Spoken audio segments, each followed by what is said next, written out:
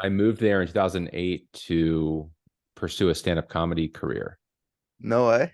Yeah, it was pretty cool, man. I did that like full time. I worked in a restaurant, typical like starving artist kind of lifestyle. And it was a lot of fun. I did really well, but I didn't take it very seriously. I was more into like going out and partying and living that kind of life. So, and then I ended up starting a marketing company. I Wow. guess in like 2010, 11, and That's the a rest is kind of history. big change from comedy to marketing. Yes and no. I mean, I comedy requires that you're a really good writer. Hmm. And it was like a crash course in copywriting. And that has, and I think my sales copywriting um, has resulted from writing comedy, like set up punchline, concise, Oh, wow. getting to the point kind of thing. So that really was a huge learning experience in that regard. And then, when you're, I mean, everything is sales, including jokes. I mean, you're selling the punchline, right? True. And it's very, so there's a lot of similarities there. Right. So you've been doing it for 12 years now. Yeah, I've been doing it for probably longer. I mean, before I called myself a digital marketer, I invented some software while I was working in the restaurant that I was working in New York City in Hell's Kitchen. And the software was to help train the staff because when you got a job in a New York restaurant, they would require so much of you. They would want you to know all of the ingredients in every single dish, how to make every single drink, even if you weren't a bartender, um, so that you could provide an amazing level of service, better than Hmm. anywhere else in the world. Really, that's why New York is so awesome. And but it was a lot to learn. They would give you this like packet with a ton of information in it. You'd have to memorize it. And if you didn't get a 90% or better on the test that they would give you after a week of training, Whoa. you wouldn't be able to work there. Well, I ended up working there without passing the test because they just like didn't give it to me at first. And I was one of their highest ringing salespeople there because I was just, schmoozing tables and providing good service, regardless of the Right. fact that I didn't know anything about any of the dishes. And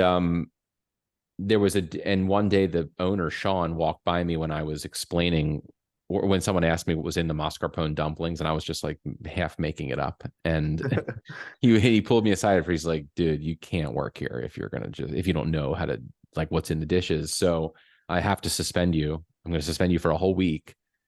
So he like sent me home with this packet to learn, and Wow. I couldn't commit it to memory. So I was like, I need to figure out a way to like really learn this. And I built a website for myself and I actually went back into the restaurant. I was like, Sean, can I come in and take pictures with my phone? Which was like an old iPhone. It was like the iPhone 2, probably, right? And I'm like taking these shitty pictures of the food in the kitchen, like as they were putting it, like plating it. Right. And I took pictures of all the dishes, and I built a website with pictures of the dishes that I could look at and then a list of all the ingredients. So the visual part of it really helped. Right. And I got 100% on the quiz when I came back to work, and he asked me how I did it. And I showed him the website, and he was like, wow, I would love to use this to train the staff moving forward. So I was like, sounds great. And I ran outside and I called my mom, who's a lawyer, and I was like, I want to start an LLC or whatever I have to do to start a legitimate business Wow. because I'm going to build these sites for all these restaurants now in New York City. And so I ended up building it like with proper software instead of this like hodgepodge of shit that I'd put together on my own because I didn't know what the hell I was doing. So I had Right. like a developer really build it. And it was called Restaurant Reason. And I ended up selling the software to multiple restaurants in New York City, including a Danny Meyer restaurant. He's the guy that started Shake Shack. Um, Wow. and then I ended up selling off that company and getting out of it because it really wasn't what I was in love with. And I really liked marketing. So that was my intro into the world of just the digital marketing sort of Right. world. And then I would Wow, just started telling people I built websites and did marketing, and I just got clients like that. that's a crazy way to get into it. I mean, I Yeah. also started by because I know all this AI stuff is pretty new, so I figured like I could build people websites all with AI Hmm. and sell it to them. And then I heard about Go High Level and all that stuff, and now I'm here today. So Um, do you have clients? I have two clients, which are just like go high level clients. Like I'm not doing any ads for them or anything like that. Hmm. Um, and I recently went like all in on the roofing niche. Hmm. And I've like really been struggling with it, like on my end and on the service delivery end. Um, I just like can't seem to figure it out. I've been watching a good amount of your videos, Hmm. for inspiration, but yeah, it's been tough. Yeah. So you're struggling with what kind of ads to launch to get results. So yeah, I mean, I have a trial client right now, which he's like letting me run ads for him. Hmm. I launched it like the start of this week, and like I'm not getting good results for him at all, and like I'm really stressed about it. Hmm. Um, and then also to get clients for myself, I've been trying like Instagram, like posting and running follow ads on my Instagram, and then trying to like message all my followers, Mm. and convert that into sales calls. But that hasn't been going pretty well either. Um, so yeah, I just my ads in general aren't working for myself and for my service delivery. Okay. Where are your roofing clients located? He's in Los Angeles. Okay. That's not an easy area. What kind of roofs does he specialize in? Is it mostly flat or is it shingles? He does everything, including metal roofing. But yeah, whatever he can get his hands on. He's not just a roofer, he also does like home improvement services, but he asked me specifically to only get him roofing leads. Yeah, that's typical. Everyone wants to be a roofer. It's good money. It's fast. Yeah. What is the hook for your ads? It's a new roof plus $1,000 cash back. Mm. And the idea is, I got it from you. It's basically like, oh, when our crews are working in close proximity, we're able to cut back on expenses. Hmm. So in turn, we give that money back to homeowners. Right. Yeah. I mean, so it's essentially a money off. It's essentially $1,000 off a roof. It's the same feeling inside the mind of the Yeah. homeowner, which can work. I teach on the YouTube channel how to set up a money off roofing ad. But and it used to work pretty well. I don't know that it's working as well now because I think homeowners are more and more aware that when a contractor says they're going to give you cash back or money off, they're Yeah. just kind of marking up the price in order to Right. give They're back cashing the on. money. Yeah. And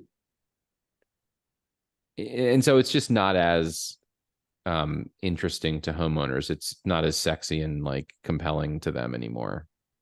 Hmm. Um, what the homeowners really want to know is, or what they, I'm actually putting out a video that's going to answer this question for you perfectly. I'll probably have it out within the next like 48 hours.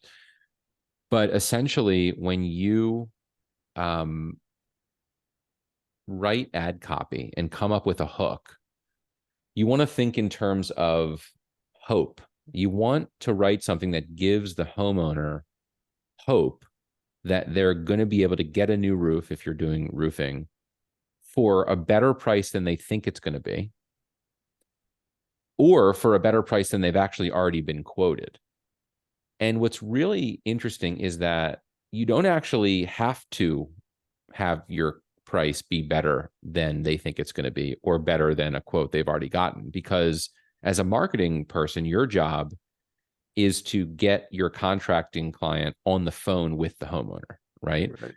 So the homeowner needs to think that they need to feel excited that there's hope that they're going to get an amazing deal or that they're going to get an amazing value. And because at the end of the day, they buy on value, not on the price alone. Hmm. But in order to give them hope that they actually and have them believe it, you have to also in your sales copy write down or justify why the contractor is able to often provide his services for less than what others might be quoting for the exact same thing. So, like, what is that? What is enabling that contractor? So, like, one example of a justification is if we're doing work in close proximity to you, it's more convenient for us, and Hmm. therefore we can pass on those savings to you. That's a justification for the claim.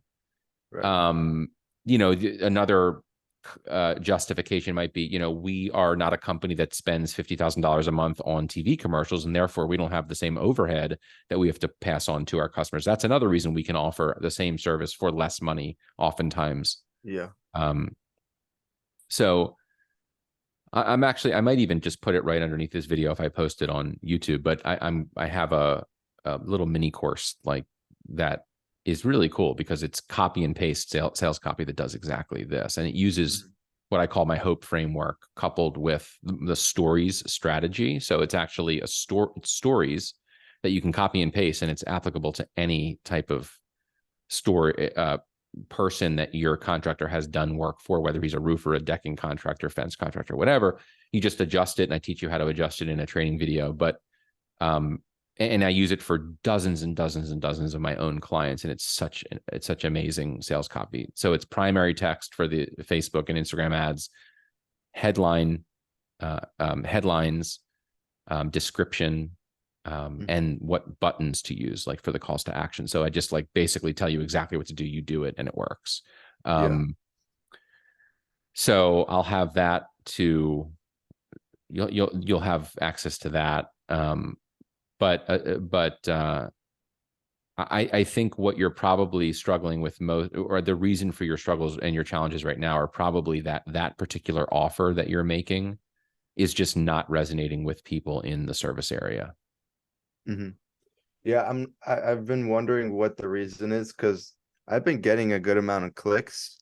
I don't know what like a good benchmark for conversions should be, but I'm converting like 1% of my clicks into leads. What's your So lead cost? I mean, I only have gotten one lead, and I've spent over like $150 on ads so far. Was the lead legit? Yeah, it was qualified lead. He's actually at the home right now, I think. Oh, wow. Yeah, Well, I'll tell you something. That's not, so how much are you spending per day how much is he spending per day on ads? $50. But he Okay. said So like once I can show him that I can get him results, like he'll increase it. yeah, I mean, listen, $150 per lead is not ideal, Yeah, but and it's probably just luck that the first lead was able to be contacted beautifully and he's at the house. That's amazing. yeah, But let me tell you something. If you get 5 leads and they each cost $150 and he gets to go to every single house, or 4 out of 5 of them, that's insanely amazing results. Okay. So like, right. don't be upset yet. It's No, I early. know. He was just telling me like, because he also has other marketing solutions, and he was telling me he gets like appointments, like $100 per appointment. Um, Well, then so it why is kind he even interested in using you? Why don't he just spend more money with those other places? because he wants to. First of all, he's a family friend, so we have like a personal connection. Yeah. I'm sure that helped. Hmm. And number two is he doesn't want to be reliant on one source of lead. Yeah. Um, but yeah, that's the main reason. Okay. Okay. Yeah. I mean, that makes sense. Where is he getting $100 appointments for roofing? Well, So and I is think yeah. if I understood correctly, it's this company that just has a website on Google with really good rankings, and really good SEO. And Hmm. what they do is they get leads for their own business, and then they just subsidize it to contractors in that area. They Um, just sell those leads off. yeah, exactly. Or are they selling the leads to multiple contractors? I don't think so, no. So he's getting a booked appointment for $100 for a roof. He's paying like 1,300 a month, which gets them about 10 to 15 appointments. Okay. Got it. Yeah. Got it. And he's sure that he's the only one being given that appointment for that homeowner. Um, I didn't ask him that, but he closes about like 1 in 3 Hmm. homes. So why Um, doesn't he just spend $2,600 a month and get double, or is that the volume that they're able to give him, and they're not able to I, give him more than that? yeah, I mean, I guess like they don't really have the control over how many leads that come in. It's more like as many that come to them as the amount that they give him. Hmm. And I'm sure the price is reflected on that. Got it. Interesting. Okay. So either way, even if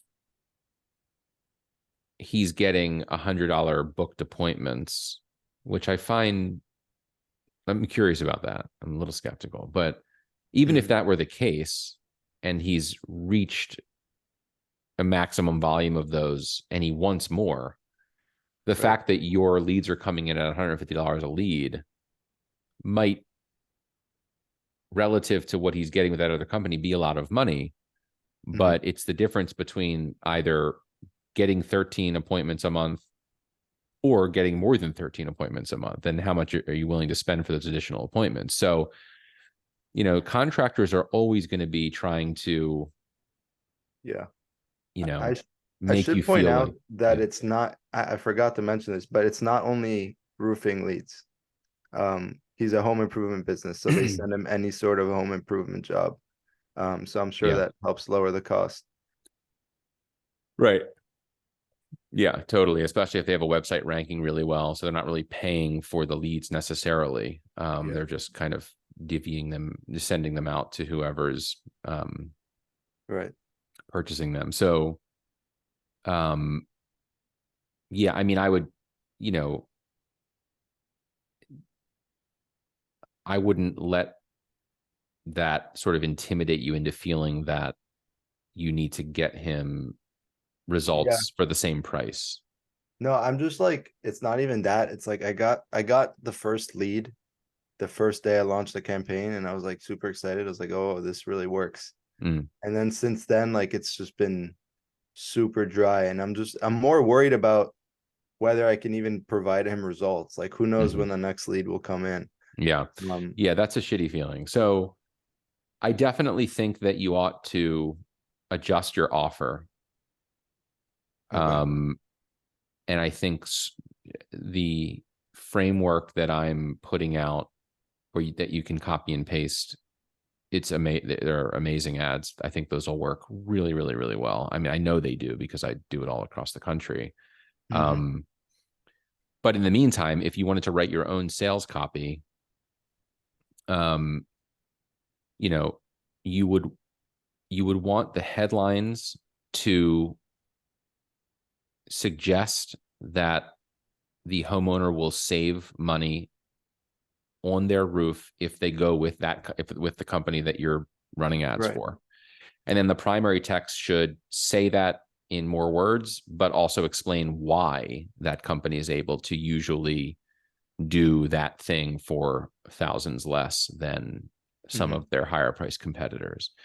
Um, and that's just a really effective way of doing things. And then in terms of the image for the ad, literally just a picture of a house or the house that you're talking about if you're telling a story about that particular house.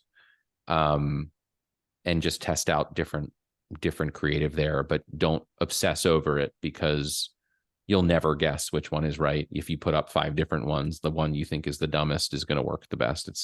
That's how these things work. So Um, you just split test them and see which one gets the most engagement. yeah, you don't even have to like split test it like with an A/B test. You in the ad set, you just put 5 different ads, Right. Okay. and Facebook will cycle through them according to what it thinks is going to get you the best results based on the data that it gets when things start running. Um, And then once you find an ad that works, do you remove the other ones or you just let them sit there? I usually just let them sit there. I mean, Facebook. So if the first thing to always to appreciate is that the one that appears to be working the best is also the one that happens to be getting the most money devoted to Right. it. True. And I don't trust that Facebook is knowing for certain that a particular ad is going to get you the best results and therefore devoting the most money to it. I don't think it works. I don't think they actually are as good at that as they think, as they appear to be. What if you Um, just go based on like click-through rate and you have like a clear winner, um, like double with one of them? Like, is that not convincing?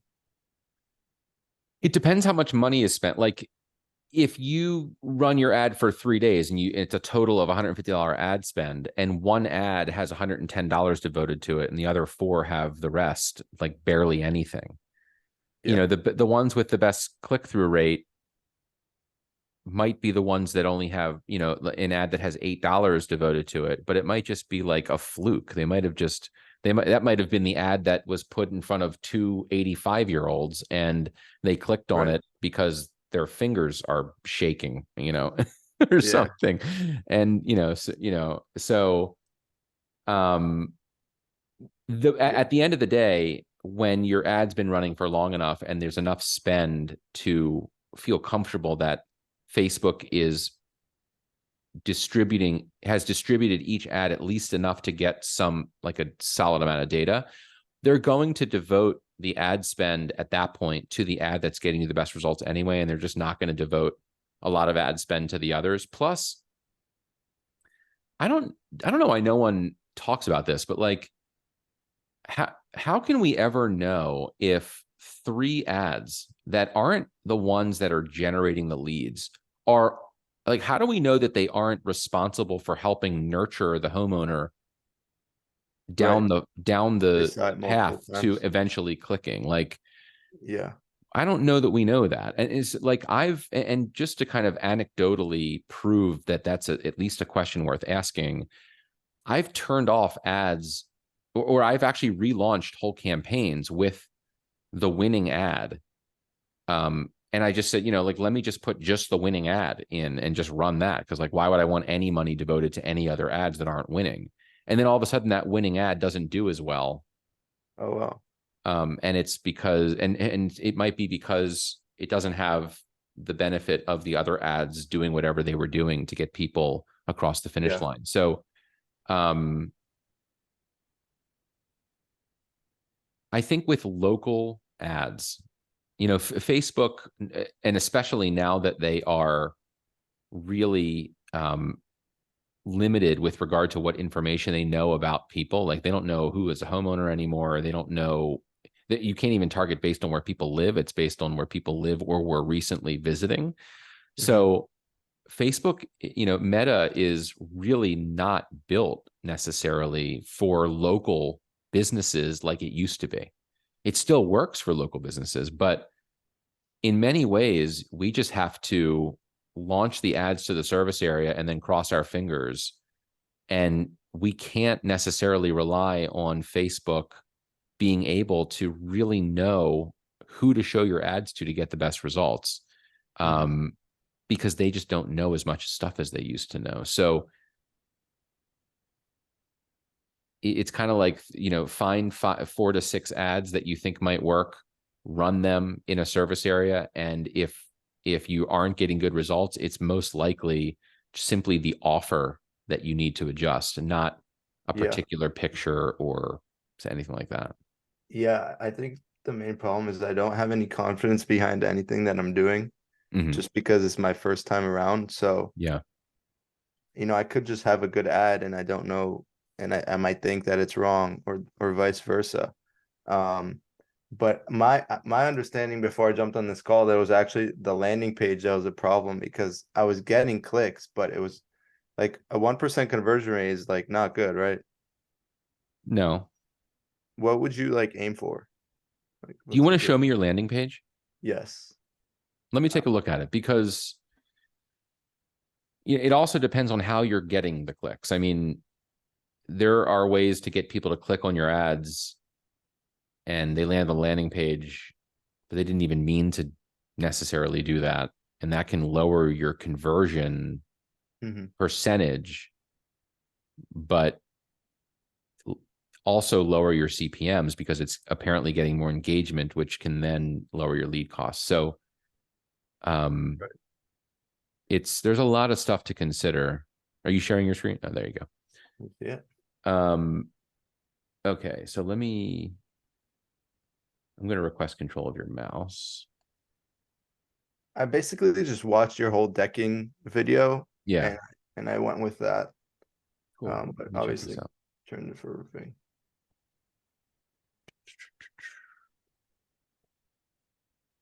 Sometimes high level is really slow. I think whenever I screen share, well, my computer just slows down. That's a possibility. So are you in LA? No, I'm in New Jersey. Oh yeah, you're right. You're in New Jersey. You have your client's in LA. Yeah. Okay, got it. You seem LA though. Do I? Yeah, you seem I LA. don't know if that's a compliment. Yeah, it is. It's like, you seem like you seem you You seem seem New York. do I? Yeah. Yeah, that's why people say that. I guess I give off that vibe. I think I've always given off that like douchey New York vibe, like someone that goes to a club and like fist pumps all the time. Yeah, this um, is weird. I've never had this happen to me. yeah, it's not bad. It might load this time. There we go. Okay. All right. All right. So you've got a timer on there. Yeah, just keep in mind, like I've really tried to make it. I was only focusing on how it looked on mobile, Mhm. so it looks a little better on the phone. Yeah, I'm not. So first of all, just as a user experience thing, this should be a radio button, not a checkbox. If you make it Okay. a radio button, because you don't want them to be able to click both, Oh, I right? didn't even realize. Okay. So a radio button will make it so that when they click yes, it'll automatically advance to the next slide. Okay. So Yeah. that in and of itself might be affecting your Right. conversions just because they're like not getting to the next slide. Um, and then it should advance automatically like that. So these are radio buttons. Major repair, water leak, simple maintenance, not sure lesson advice, blah, blah, blah. That's cool. All right, so this is all the same stuff that Yeah, it's I exactly the teach. same. And then da-da-da. First email, blah, blah, blah, done. You can remove that, by the way. Oh, what? I thought it was needed for A2P. Um, are you A2P approved? Yeah. Did you use this funnel to get approved? No, I used his website contact us page. Okay, then you can remove this. Okay, awesome. Yeah. And so that could increase your conversions as well. So I would literally just make that one change. Also, I would remove the first question, are you the homeowner? Okay, so I did, Yeah. and then I put it back just because the next question with the images Mm-hmm. on mobile, it like makes the survey a lot longer. Mm-hmm. So when the screen pops up, the survey is like half cut off. Mm. And I was like, I'd rather have the survey in the middle of their screen than, have it look a little weird and have one less question. I don't understand. What do you mean So how does that first question? these Yeah. images, on mobile, they stack vertically. Yeah. And so the survey becomes longer vertically. Uh-huh. And so it cuts off the survey on the screen. Like you have to physically scroll with your finger to see the whole survey. But Um, what does this do? so I was just thinking, okay, if I have this first as the first question, then the survey pops up in the middle of their screen instead of um having it half cut off. Oh, I see. Um, Let me look at it on my phone real quick. I'm gonna just type it in manually.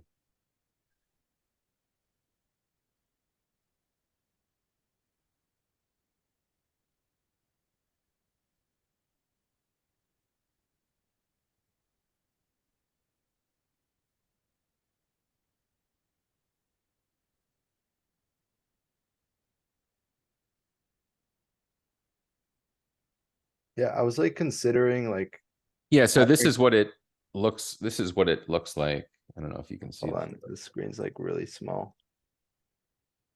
Yeah, it cuts off like half of it, right?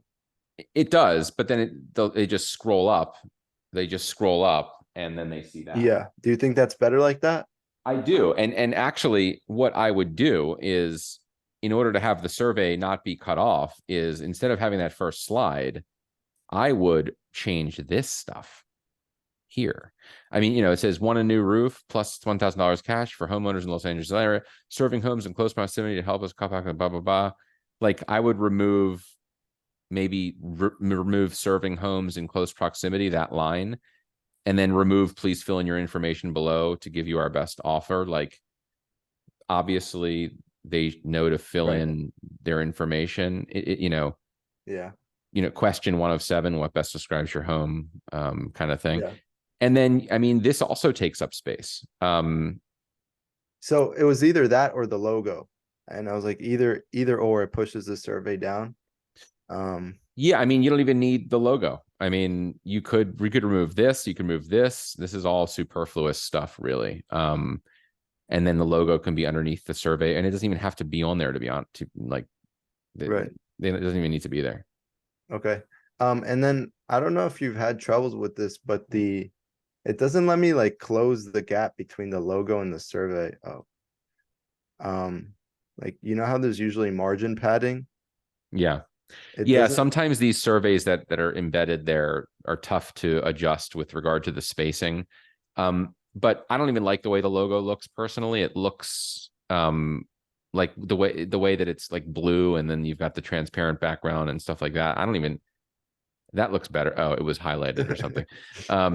So that looks a little bit better, but still it's like you don't need it. Right. You could also just make it like maybe a third of the size and throw it up top and just, have it take up like no space whatsoever. Hmm. Do you think I should Uh, get rid of the offer ends at the top? yeah, I Because do. like on one hand, it makes it like make some urgency, but at the other hand, it kind of comes off a little salesy. Um, Right. It also, like, when I see offers ending, the number of days away that it ends makes a big difference. Like to me, this says, oh, I have 4 days to figure out if I want to fill this survey out. yeah, but no one's gonna go back and open it like 4 days from now. That's the thing. Well, then in that the case, then it should say offer ends in 5 seconds. you know? Do you know how to make it so like let's say I make it like 12 hours and every 12 hours it resets? Yeah, that's an option in there, Okay. I Um, think. because for me it was only letting me pick a specific date and time. Mm. And I don't want to have to like, manually go in and change the date every 12 hours. Yeah, Um, no, I think you could. I think there's an option for like what happens after it expires. mhm. There should be an option in there that's, like what happens when it expires. Does it redirect to a different page or something like that? Yeah. I think you could just have it hide the timer. Okay. Yeah, that works. Um, I was like debating since my conversion rates were so low that maybe it's just because like the landing page looks a little kind of like it was built like 10 years ago. Um, and I was like, okay, maybe I should just like pay some guy on Fiverr, like make a really nice one, and maybe that will help with conversion rates. Doubt Um, it. yeah, I'm really like I'm at this point I'm desperate to like make this work. Yeah, I think that the couple changes we're talking about here would definitely help in terms of just ease of use on the landing page, just reducing some friction there. Mhm. And also, and then if you give that a shot for another 3 days or so, and then I would, if that's not enough of a game changer, try a different offer with some website, some sales copy Right. that is already proven to work really well. Okay. Do you mind taking a look at my actual ad? Sure. Let me pull it up.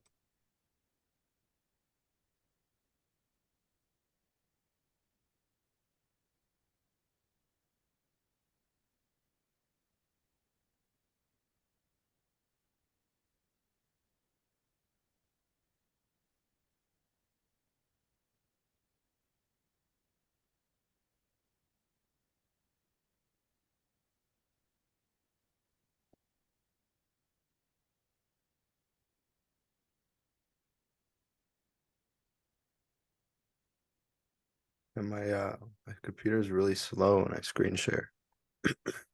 Yeah. Also, if we have time, I wanted to talk about like your ad strategy for actually getting clients.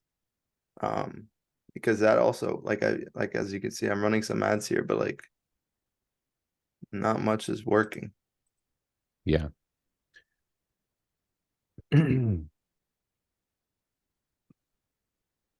Yeah, I'm actually going to be releasing a whole training on exactly what I do to get clients. Mhm.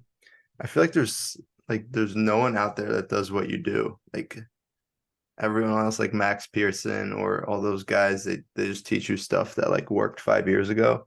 Yeah, Um, so it's really cool like coming across your page.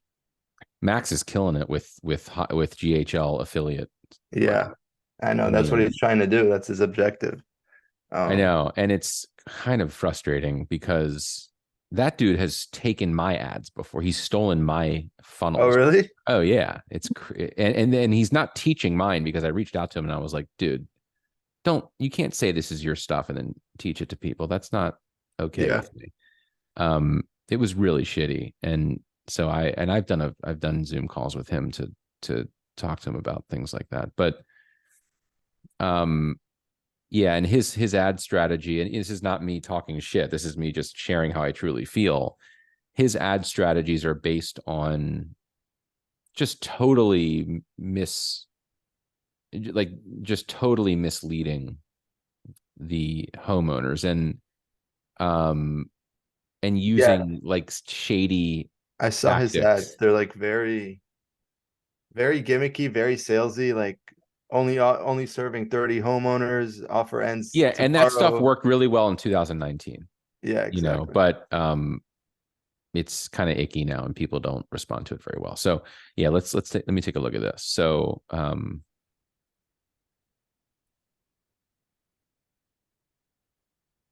okay, let's Yeah, I see. was testing out a new ad set. Hmm. Um, So this is for roofing, yeah. and you are using interest targeting. Yeah, I think the targeting is different on the two ad sets. Hmm. Um, but yeah, I also have it for all males. I don't know if that's a good idea or a bad idea. Yeah, so okay, you should get rid of all of the interest targeting, okay, like all of it, Okay. and you should make it male and female. That's it. Wait. Actually, hang on. Am I looking at your client that you're getting leads for? Yeah. This isn't Okay, fine. Yeah, I would remove all of the interest targeting, male and female, and I would do like 30 plus, that's it. and that's it. Really? Yeah, because unfortunately, these interests are probably going to get your ad in front of people that are in the contracting trade or Hmm. business than homeowners looking for that kind of stuff. Um, Is there a way to like go around that or no? the way to go around it is just to not do any interest targeting. And just let Facebook like gather data and figure out over time like who to send it to? Exactly. Yeah, I mean, listen, you want like when you're doing local targeting, you're doing like a radius around a center point, and you want homeowners to see your ad, and if they need a roof, click it and fill out the form. Hmm. So it would really suck if Facebook spent a lot of your money showing your ad to people who Right, are who are roofers or right. who are interior remodelers who know roofers and things like that. So um Okay. and also you have to think about like what is like how would Facebook even know if someone is interested in a roof? The only way they would know is if they saw that the person was on other roofing websites, right? Because no one goes on Facebook and actually searches for a roofing contractor. Yeah. So they would have to have some indication that they're looking at other roofing websites. But if someone's looking at a roofing website, they're one of two people. They're either a roofing contractor who's looking at his own website, or they're actually one of three people. They're a marketer who's helping roofers and are always on different roofing websites or looking for roofers to reach out to and cold Mhm. email and try to get their business.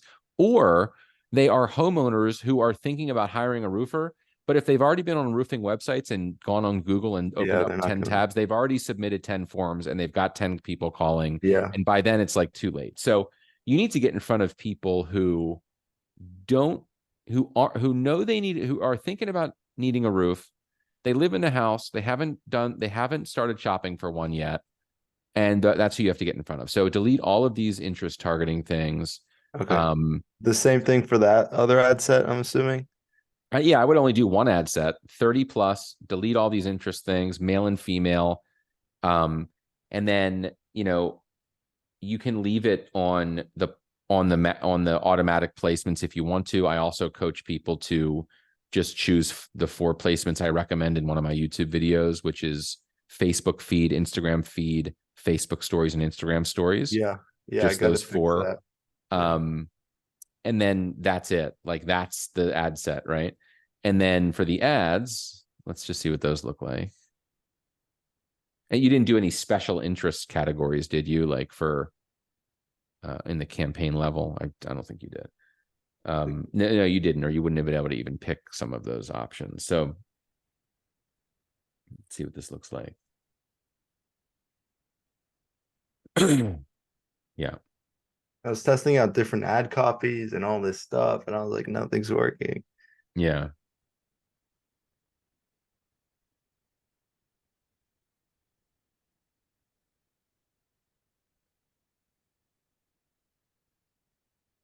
Yeah. I actually like what you wrote here. I love what you wrote here. I think this is really good copy. Like you wrote this really well. Your instincts to put that to make this be a message from the owner is really smart. Um, you're justifying the reason for the money back. Mhm. So I really like what you did here. Yeah, the Um, last one is like Max Pearson style. yeah, I was like, whatever, like I might as well try it. yeah, Um, I don't think it's doing anything, but yeah. Now, one of the things I will say is, I see you've got 3 different primary text options here, 4 different headlines.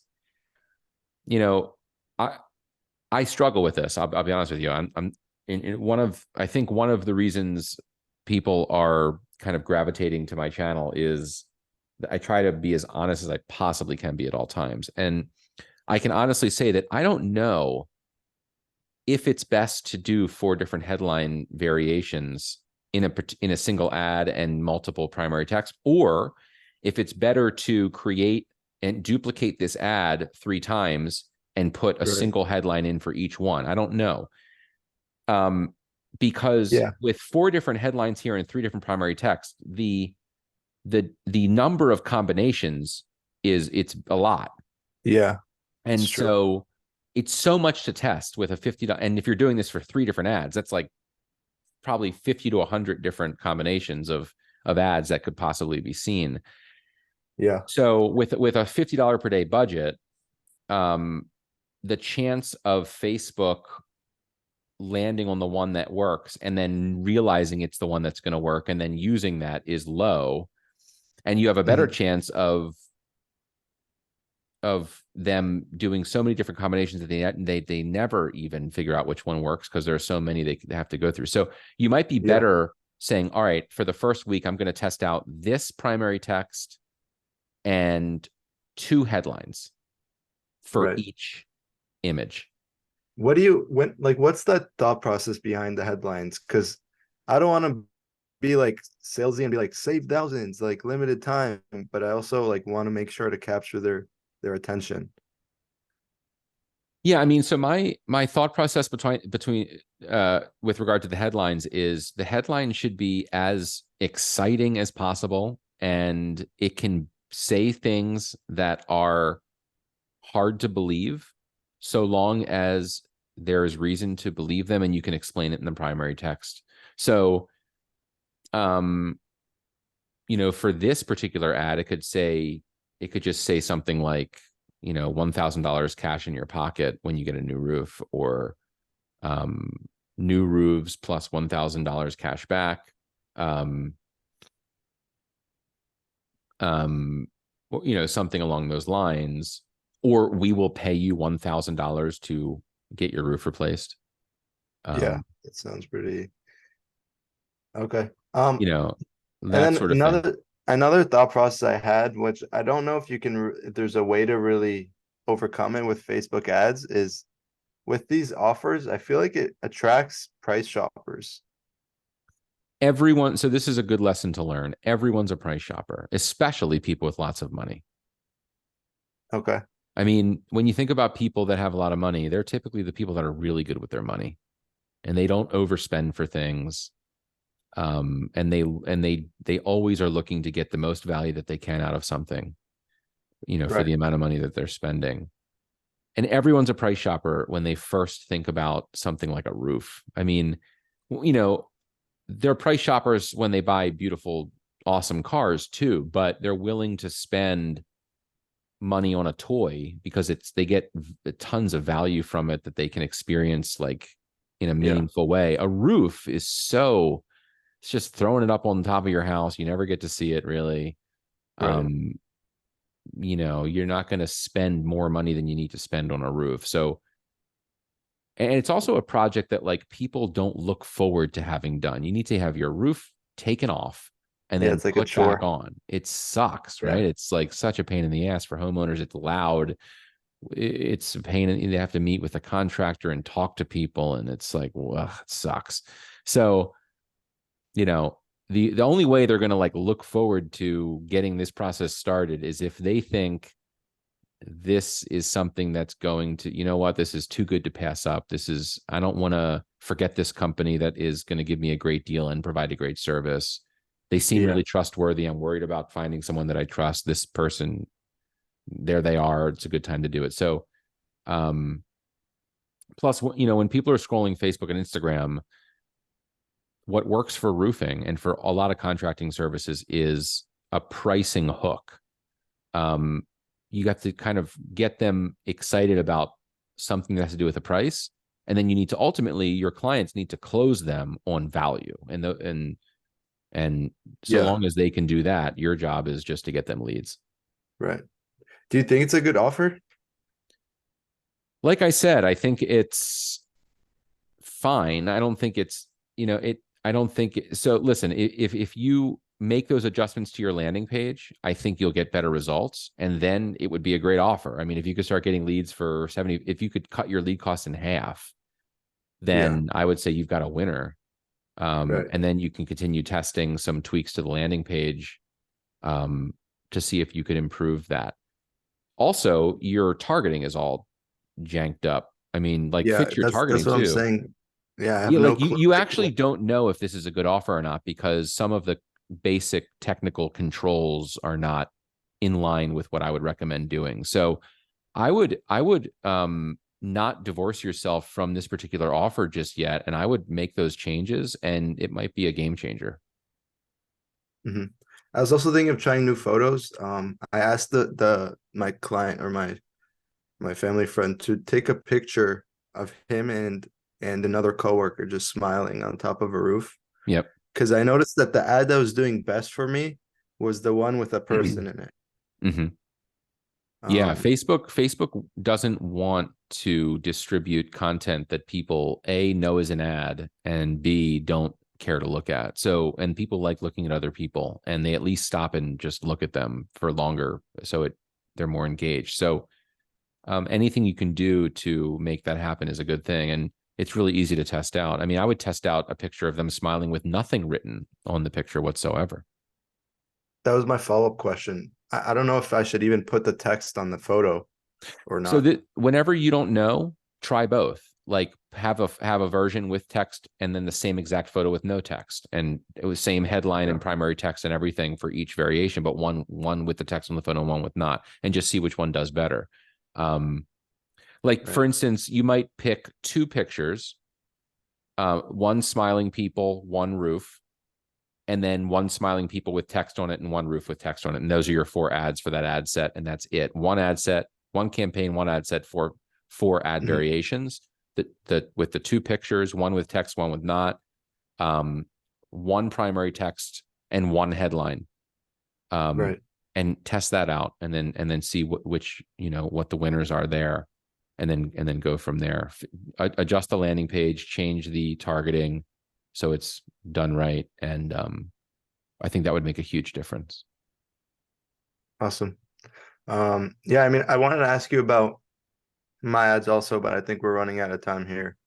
So maybe if I can book in next week or something, if you're free, I don't know.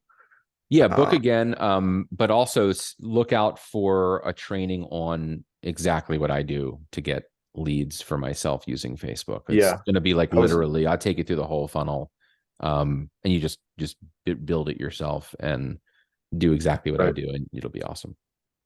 Yeah, I was doing a whole Instagram strategy, and I don't even know if that's the right platform to be on, to attract roofing contractors. Not to say that they're not on there, but um, yeah, it's just not like when I think of a contractor, I don't imagine them scrolling through Instagram all day looking at, photos. They're on top of a roof. Um, Yeah, they're on top of roofs, but they're also like contractors. Most of the contractors that I have met and that become my clients, if I had to guess, 80 to 99% of them are it it on the right politically. Okay. So they're usually like probably Republicans. They're interested in politics. So they're on Facebook and Instagram, um, reading, mhm, looking at funny memes that they agree with and getting into political arguments like every person that's into politics, left and right. yeah, But these are hardworking people. These are hardworking people who just want to have a good life, right. and so they work hard. They are in their communities and meeting people and talking to people and trying to help them get a service done properly. And so they're on Facebook and Instagram. They're definitely on Facebook and Instagram. And one of the things, I'll give you a little hint as to how to reach them with ads. If you think you want to run ads for on Facebook and Instagram, you can set up your interest targeting. This is when you would use home improvement interest, Mhm, roof interest, things like that, gotcha. domestic roof construction. But then add a second layer. So they have to be interested in one of those things, and they also have to be an admin of a Facebook business page or an admin of an Instagram business page. Wow, I didn't even Yeah. know you could do that. Yeah. So that's magic right there, because now you're getting your ads in front of people that have a Facebook business page and are Yeah, interested in domestic roof construction. Those are wow. roofers. Yeah, that's a game changer. Yeah. So I'm going to be teaching that plus other things in that little mini course I'm going to come out with, which is just showing you exactly how I get clients and booked on my own calendar. Um, That's so awesome. yeah. Just out of curiosity, if we're running out of time, you can stop me here. But what, like, why are you doing this? Like, why help us? Like, why don't you just ride off to the sunset, serve your clients, like spend time with your family and continue with what's working. I'll be perfectly honest with you. Because I think I could make a ton of money doing this. I mean, if I could put out a $297 mini course on exactly how I get clients, and I could sell 100 of them a month. Right. And why not? Why do that instead of coaching? Well, that is coaching. It's coaching through a course and Yeah, but answering I feel like questions in a private Facebook group. nowadays people look at courses differently than they used to. Like Yeah. I How do feel they like look at I them? mean, I know personally, um, Like when I'm looking for training or help, like I want someone who will like hold my hand and like give me one-on-one lessons on how to get from point A to point B. Like I don't want someone who's just like throw a video at me and say, watch this and you'll figure it out. Cause then you get a feeling of like, yeah, you have help, but you're also on your own type of thing. And I think most people in my position just want that one-on-one help. Which is why I booked this call, you know? Yeah. Well, the problem there is not that courses are not, it's not that courses as a thing aren't able to provide that value. It's that so many of these shitty gurus are putting out shitty courses. That's the problem. They're Yeah. throwing these videos at people and saying, there you go do it yourself. You're on your own. Um, and the videos suck. They don't actually tell you what to do. They make it too hard. They throw too many videos at you, thinking that that's going to justify their $3,000 course because it has a lot of stuff in it. The best Mhm. course is a course that takes 35 minutes to get through, and you can make tens of thousands of dollars from it. Like that's a good course, right? Yeah. And so how do you make that happen? Well, you make that happen by actually teaching people real things. And that's what my mini courses are going to do. And I'm building a bigger course, but it's like I need to get these mini courses out quicker because I want to get this real value, this really amazing value to you guys. And I get a lot of it to you on the YouTube videos, but I want to give you more of a behind the scenes, exactly like blueprint for exactly what to do to get great results for your clients. And that's what I'm going to do with these mini courses. And that is coaching because listen, just like think about this, for instance, like this one-on-one call, I'm hoping you got value from it. Yeah, of And course. to you, this feels like I'm holding your hand and taking you through things. But you can imagine that someone watching this on YouTube is also going to feel like they're getting a lot of value from it, even though it wasn't with them specifically. They probably have a lot of the same questions you do. And they might Right. look at what you're doing and what we talked about in this call and say, I'm going to try something like that myself. And that's a lot that provides a lot of value. So, Yeah. I think the main drawback, like what you're saying is definitely true. The main drawback is the ability to come to you and ask you personal questions. mhm. Because with a course, you won't be able to look at my ad copy or tell me what if I'm saying the wrong things or putting the wrong images. Are Um, you in my Facebook group? no, no. Okay, you got to get into my private Facebook group. You can ask me questions all the time and I answer it. Okay. How do I Yeah. join? I feel like you should have I should have sent you a link when I mean, you I scheduled 3 of these already. yeah, I I know, dude. wasn't able to. That was my bad.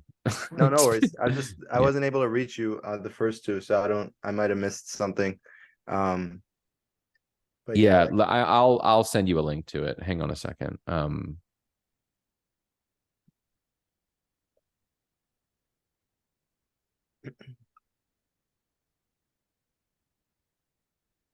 but yeah, this was super helpful. Like I really appreciate you taking the time. Yeah, man, it's my pleasure.